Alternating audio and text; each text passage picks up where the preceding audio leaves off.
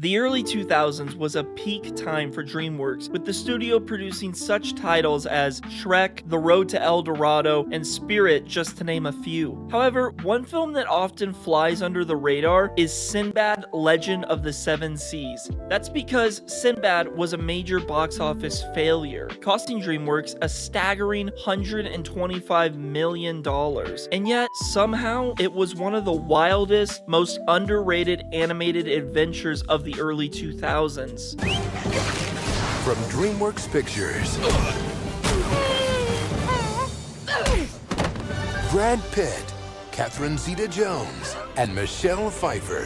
Who's bad? Sinbad. Captain, it's the edge of the world! Pay up. It's flat.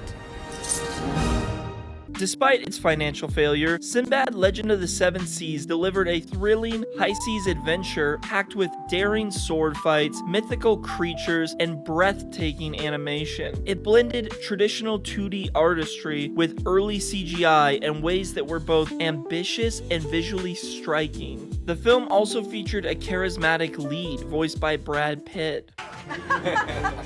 And I think this movie has captured, really that incredible, unique, and wonderful essence of Brad and this character of Sinbad. A strong-willed and intelligent female protagonist in Marina. Still think a ship's no place for a woman?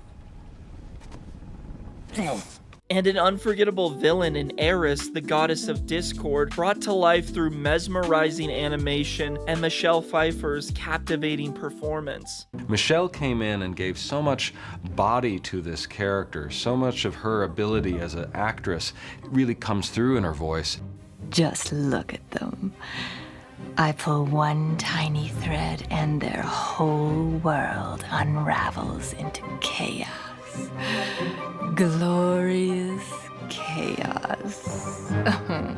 So how did a film with this much energy, personality, and sheer visual spectacle fail so hard at the box office? And why do those who grew up watching it still remember it so fondly? Today, I aim to answer those very questions. Let's dive into what made Sinbad, Legend of the Seven Seas such a unique entry in DreamWorks' early catalog, and why it deserved better. But before we dive in, I must demand that you like the video. I mean it, I'm not gonna start it if you don't like. And if you'd like to file a complaint, feel free to leave it down in the comments section.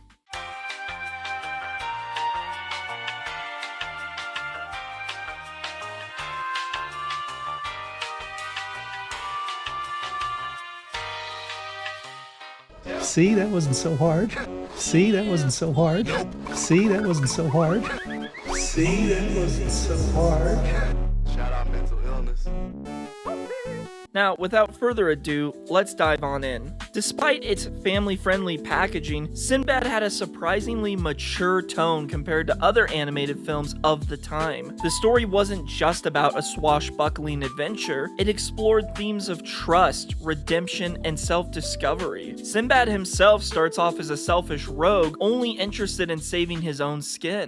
Well, I see you're busy, so, stay in touch. Wait! You're just gonna run away? Yeah. Why are you running? Why are you running?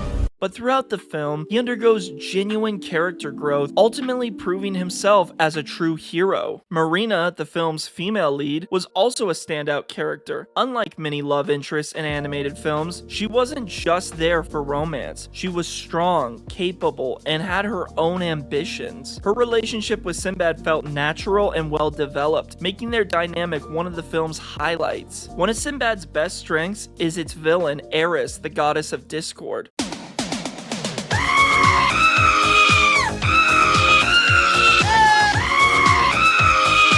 Eris was an absolute scene stealer, with fluid, mesmerizing animation that made her feel otherworldly. Her every movement was unpredictable, as if she was constantly shifting and slipping through reality itself. Beyond just looking amazing, Eris was a truly compelling antagonist. She wasn't a brute force villain, she was manipulative, cunning, and always in control. She didn't need an army or physical strength to be a threat. She played mind games, setting traps and twisting fate to her advantage. She was one of DreamWorks' most unique and well-crafted villains, and it's a shame that she doesn't get more recognition today.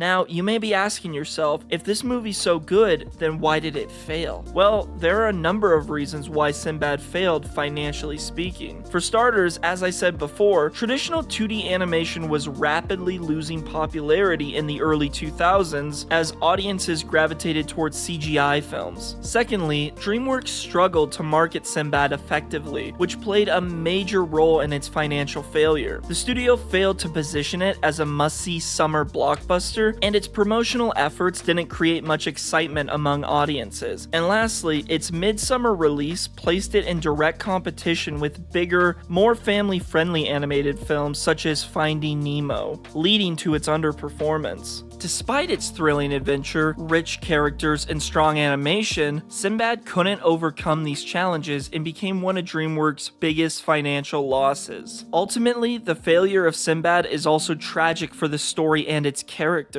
as the film's ending set the stage for potential future adventures that were never realized. The film leaves Sinbad and his companions on the cusp of new journeys, with the promise of more exciting escapades and character development. Unfortunately, due to the movie's poor performance, those storylines remain untapped and audiences were denied the opportunity to see the full potential of these characters and their world. The premature end of the Sinbad franchise meant the loss of an exciting, unfinished narrative, which even to this day still leaves a sense of what could have been. So to end, I'll just say this. What makes Sinbad Legend of the Seven Seas truly special is how it captures the essence of true adventure, about daring heroes, mythical quests, and larger-than-life challenges. It embraces adventure in its purest form, exploring the unknown, facing impossible odds, and discovering what truly matters along the way. While it may have been overlooked at the box office, this film stands out as one of DreamWorks' most daring and thrilling animated films to date, and embodies everything that makes an adventure film thrilling. It's fast-paced, visually stunning, and delivers a satisfying hero's journey of growth and redemption. Now, if you enjoyed today's video, make sure to like and comment your thoughts on Sinbad down below, and don't forget to subscribe and click the notification bell to be notified when I drop my next video. And feel free to follow me on X, as I'm starting to be more active over there. Now, I'm gonna go get started on my next video, so I'll see you in the next one.